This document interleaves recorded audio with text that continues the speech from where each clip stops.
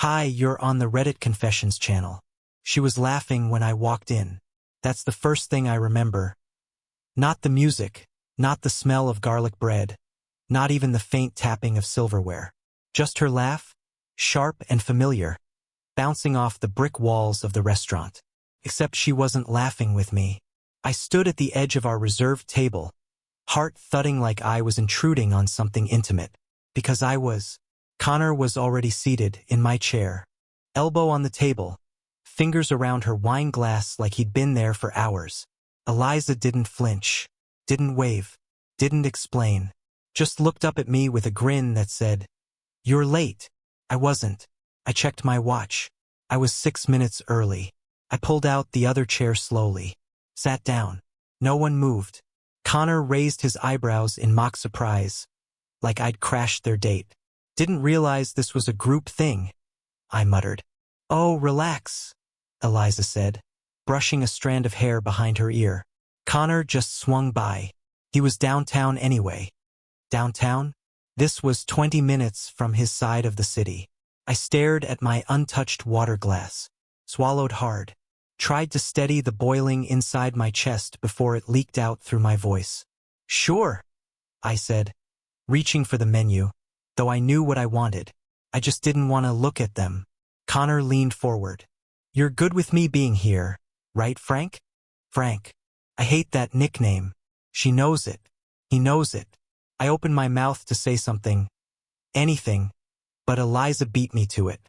"Don't be weird. It's not a big deal." "Right? Not a big deal.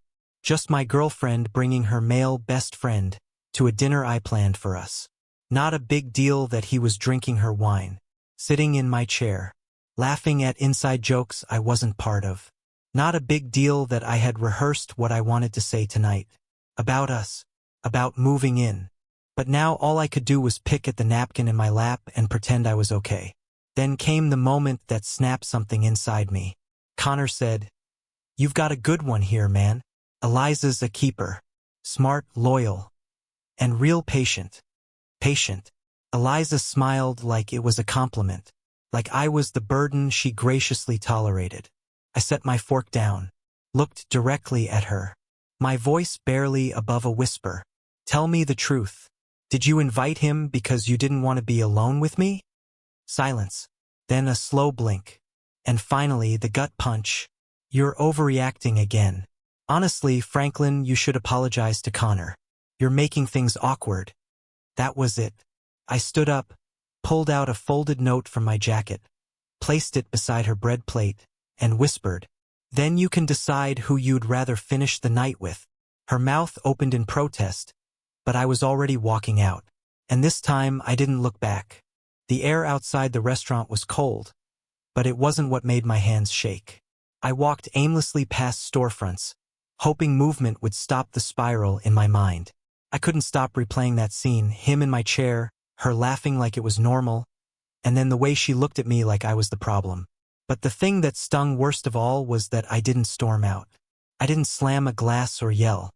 I quietly asked her to choose, and she didn't. I got home to silence. No calls. No texts. Not even a passive-aggressive emoji. Just nothing. By midnight, curiosity got the better of me. Against my better judgment, I opened her Instagram. She had posted a story, nothing dramatic. Just her clinking glasses with Connor. A slow pan of creme brulee, then his voice saying, "We should do this more often, huh?" Her giggle followed, light and private.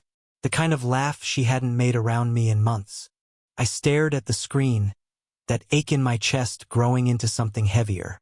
I set the phone down, pressed my palms into my eyes, and told myself I was being ridiculous. That maybe I should have apologized.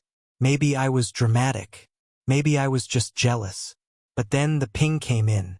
A notification I wasn't supposed to see. Eliza had left her iCloud logged in on my laptop from weeks ago. I never touched it. Never snooped. But now it popped up by itself. A message from Connor. The preview read, "He bought the moving boxes yet?" My stomach dropped. I didn't even have to open it to feel the weight behind those words. But I clicked anyway. Connor. "He bought the moving boxes yet?" Eliza. "Not yet." I think he still thinks we're just in a rough patch. Connor, you should push him. The sooner he's out, the sooner I can stop pretending. Eliza, don't rush it. He's sensitive. I don't want a meltdown. That's when it hit me. I wasn't being replaced. I had already been replaced emotionally, mentally, probably physically too. I was just the loose thread she hadn't snipped off yet. I closed the laptop without a word. I didn't throw anything. I didn't scream. I just stood in the middle of the room. The same room I once imagined proposing in, and realized I'd been holding on to a ghost of a relationship. But the saddest part? A piece of me still hoped I was misunderstanding everything. The next morning, the apartment felt heavier. Not messy, not chaotic, just off. Like the walls had heard everything I'd read the night before and were waiting for me to fall apart. But I didn't. Not yet. I showered. Made coffee. Sat at the table in the exact spot where she once surprised me with cupcakes for my birthday. And I just waited. I didn't even know for what. Closure? Anger? Her? At 9:12 a.m. The lock turned. Her keys jangled like nothing had changed. She walked in with a plastic bag of pastries, sunglasses on her head, and zero shame on her face. Like she hadn't been texting another man about pushing me out of my own home. "Hey," she said casually, kicking off her shoes. "I brought you that raspberry Danish you like." I stared at her in disbelief. "Seriously?" She froze, halfway through setting the bag on the counter. "What?" I didn't yell. I didn't even raise my voice. "You were with him last night, after I left." She rolled her eyes and sighed. Like I was a difficult child she had to manage. "Franklin, you left, remember? I wasn't just going to sit alone. You posted it," I added, my voice tighter now, "and I saw your texts, the ones you sent from your iCloud account." For a moment she looked genuinely caught.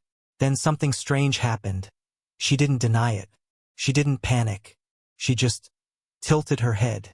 "Okay," she said slowly, almost patronizing. "I guess there's no point pretending." I waited. My hands were trembling again, but I crossed my arms to hide it. She continued, "Look, I never meant to hurt you. Things haven't felt right for a while, and Connor, he's been there through it. He understands things you don't." I whispered, "Because you told him everything. You never gave me the chance to understand." She bit her lip, like she wanted to argue but knew I was right. And then she gave me the worst possible response. "I'm sorry you feel hurt. Not, I'm sorry for what I did. Not, I'm sorry I lied. Just that. Cold. Detached. Like the apology wasn't for me. It was for her conscience." I walked past her, opened the door to the hallway and said, "You have 2 hours to figure out where you're going. Not because I want to punish you, but because I'm done letting someone treat me like a backup plan." She didn't cry, didn't scream. She just stood there, shocked, maybe for the first time, that I had a line she couldn't cross without consequences. She didn't pack in 2 hours. I knew she wouldn't. She moved slow, intentionally. First the books, then the chargers, then a sweatshirt that wasn't even hers but somehow ended up in our laundry rotation. I stood in the hallway, arms crossed, watching her avoid eye contact with a level of skill that must have taken months to perfect. Every time I opened my mouth to say something, to ask why she didn't just tell me, why she let it get this far, I bit it back, because deep down I was afraid of the answer, or worse, that she didn't have one. Around the 3rd hour, she finally spoke. "I don't know where I'm going." I shrugged. "He's got a couch, doesn't he?" She blinked, stunned I'd actually said it. I guess she still expected me to beg. But that version of me, the apologizer, the people-pleaser, he was packing too. Just not clothes. He was packing pieces of himself I'd left lying around this relationship like spare keys. She asked if she could stay one more night. I said no. Not cruelly. Just directly. I told her I'd sleep at my friend Jeremy's place if she needed space to figure things out tonight. But by morning, I expected the apartment to be hers or mine. Not both. She agreed. Quietly. And for the first time in months, we didn't argue. She just nodded and went back to folding sweaters. I drove around for a bit before ending up in the parking lot of an old movie theater. I didn't go in. I just sat there, watching people walk out of the early matinee, holding hands, laughing, spilling popcorn. I realized how long it had been since I'd felt that kind of easy connection with her. Maybe I never really had. Maybe I only thought I did because I wanted it to be true. When I got back to Jeremy's later that night, I found a voicemail from Eliza. She sounded tired, hollow. But what she said wasn't what I expected. I know I've handled everything badly. You didn't deserve any of it. There's something you should see before you decide anything final. Check the linen closet, top shelf, green shoebox. If you still want me gone after that, I'll go. I sat there, staring at my phone. I didn't know whether it was manipulation or honesty, but the curiosity, that gnawing, unbearable curiosity, it chewed through my restraint like acid. I got in my car, drove back. She was already gone. I opened the closet, reached up to the green box. Inside were two things, a stack of printed screenshots and a pregnancy test. My hands hovered over the box like it might burn me. The pregnancy test sat right on top, capped, clean, and old enough that the faded blue lines looked like ghosts. But it wasn't just that. It was the stack of printed screenshots underneath, clipped together with a metal binder. I sat down on the edge of the bed, heart pounding harder than I ever thought possible without running. The first page wasn't from a chat with Connor. It was a series of texts between her and someone named Maya. The name rang a bell, one of her coworkers maybe, someone from the art gallery she used to volunteer at. My eyes scanned the thread like a detective in a courtroom. The tone was panicked, defensive, and strangely protective. Eliza. He's not ready to be a dad. He's already drowning in everything. Maya. You can't hide it forever. That's not fair to him. Eliza. It's not even confirmed. I'm late, but I haven't taken the second test yet. Maya. What about Connor? Eliza. He doesn't know. He's just there for distraction. That's all. Maya. You're playing with fire, Liz. Eliza. Asterisk, I know. The pages continued, conversations about guilt, fear, her trying to hold things together with duct tape while secretly unraveling. And then, about halfway through the stack, a message from Maya that stopped everything inside me. Maya. If it's Franklin's, tell him. If it's not, let him go. There was no response after that. Just silence. The last page was a folded note. Handwritten. Her handwriting. Franklin, if you're reading this, then I wasn't brave enough to say it to your face. I've made a mess of everything. Not because I wanted to hurt you, but because I didn't know how to be honest without losing you. You deserve better than how I've treated you. You deserve to be someone's first choice. Not their backup plan, not their security blanket. You deserve the truth. I don't know who the father is. I made a mistake, and that mistake might live inside me. I'm sorry I let it go this far. I'm sorry I didn't protect your heart.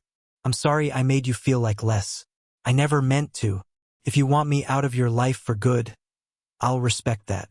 But if there's any part of you that can find forgiveness, I'm still here. Eliza. I dropped the paper, stared at the ceiling like it might offer answers. Because for the first time, I wasn't sure what I wanted anymore. I didn't sleep. Couldn't. The letter echoed in my head all night, looping like a broken record. You deserve to be someone's first choice. Strange how the words meant to offer clarity only made things murkier. I'd always told myself I wanted honesty above all else. And yet, now that I had it raw, jagged, unfiltered, I wasn't sure I could hold it without bleeding. By morning, the apartment felt like a crime scene. The box was still open on the bed, the pregnancy test still staring at me like it had a verdict. I hadn't touched it since. I couldn't decide what was worse, that she wasn't sure who the father was, or that she used Connor to distract herself while she figured it out. What was I to her? A soft landing? A placeholder? A shadow of what used to feel real? I needed air. I left the apartment without brushing my teeth or changing clothes. I wandered into a coffee shop and sat by the window with a cold cup of something I didn't even sip. I wasn't even people watching, just existing in the noise so I didn't have to hear myself think.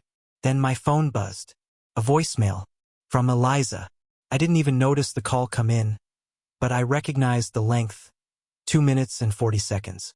She never left voicemails that long. I put my headphones in and hit play. At first, it was muffled. The sound of her car, maybe some movement.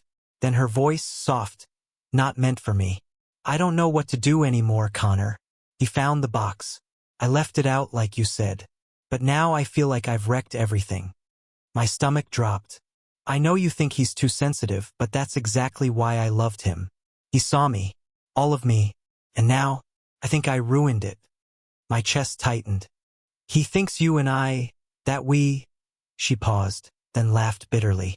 Maybe that's the worst part, that it almost doesn't matter now. The damage is done. I keep replaying his face when he found out.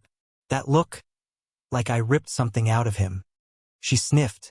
I could hear her trying not to cry. I miss him already, and he hasn't even left yet. What kind of person does that make me? The voicemail ended. I sat frozen, the weight of her voice pressing down on me harder than anything she'd written. For a moment I wasn't angry. I wasn't betrayed. I was just heartbroken, because she sounded like someone who finally saw the value of what she lost. Too late to stop it from slipping through her hands. And still, somehow, I didn't know what that made me. The truth didn't come like a slap.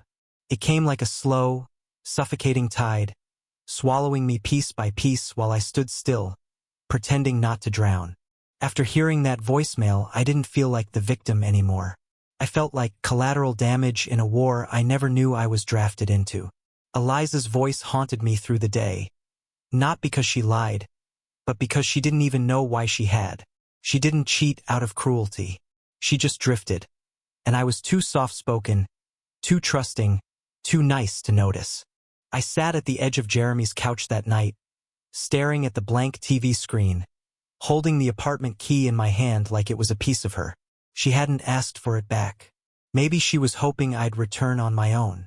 Maybe she still believed there was something worth saving. Jeremy watched me closely, like he'd been holding back his opinion for days. "She messed up, man," he said finally. "But I've never seen her as broken as she looked this morning when she dropped your spare key off." I looked up. "She came here?" He nodded. Didn't come in. Just knocked, handed me the key and said, "Tell him I'm sorry if he never wants to see me again." Then she left. That should have been the end. Clean exit. A bowed head and a closed door. But somehow it made everything worse. Because part of me, the part one hated, still cared. I went back to our apartment that night, not to talk, but to collect what was mine. A final sweep. Closure. She wasn't there, which I preferred. I didn't want more tears or whispers or manipulative apologies. I just wanted space. But as I opened the drawer next to the bed, looking for a charger I'd left behind, I found something unexpected. A small notebook, hand-stitched, leather-bound, pages dog-eared and smudged with pen ink. It was hers, and it was filled with sketches of me. Not just recent ones, either. From months ago, sitting on the couch, making coffee, laughing at something she said, reading in bed with my glasses slipping off my nose. Pages and pages of me, drawn with care, with softness, with love I hadn't felt in forever. At the bottom of one page, she'd written a caption so small I almost missed it. "If I lose him, it's because I didn't fight hard enough." I closed the notebook, sat down, and for the first time I realized the next move was mine. Not hers, not Connor's, mine. The next morning, I stood outside the apartment door for nearly 10 minutes before knocking. Not because I didn't know what to say, but because for the first time I wasn't showing up to fix something. I wasn't there to smooth over her guilt or patch the silence between us. I was there to end it, gently, honestly, and without regret. She opened the door slowly, still wearing the hoodie I used to sleep in. Her eyes were swollen, like she hadn't slept either. She didn't speak, just stepped aside and let me in, as if she'd already accepted the final note to our story. I handed her the key first. She looked at it like it was a relic. "Eliza," I said, "I saw the sketches." Her lip trembled, but she didn't interrupt. "And the note." She swallowed hard. "I meant it." I nodded. "I believe you. I really do." Silence stretched between us. Not tense. Just real. I'm not angry anymore, I continued. I think I've spent so long afraid to lose you that I forgot how to protect myself. And that's not your fault. I let it happen.